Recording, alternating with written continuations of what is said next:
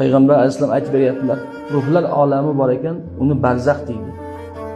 Ruh o'lmaydi chunki. Jasad tuproq bo'ladi do'stlar. Ruh qabz qilib olingandan so'ng saqlanadi qiyomatgacha yoki haligi qabrdagi hisob-kitobgacha. O'sha barzax olamida turganda ba'zi ruhlarning darajasi ko'tarilib qoladi, dedilar payg'ambarimiz. Boshqa ruhlar unga havas bilan boqishadi. Shunda haligi ruhni o'zi so'raydiki, "Ey Robbim, ma hada?" Ey Robbim, bu daraja qayerdan yetyapti menga desa, Alloh aytar ekanki, farzanding seni yo'qlayapti. Istig'for aytayapti, duo qilyapti dedi. Ba'zi ruhlarning darajasi tushib ketar ekan. Boshqa ruhlar unga achinib boqishar ekan. Shunda haligi ruh so'rasa, farzanding jinoyat qilyapti der ekan. Shunday javob. Faqat ota-onalarga faqat farzandlarining amallari ko'rsatiladi. Yaxshisi ham, yomoni ham. Faqat yaxshidan ular shod bo'lar ekan, yomondan ular ozor chekar ekan.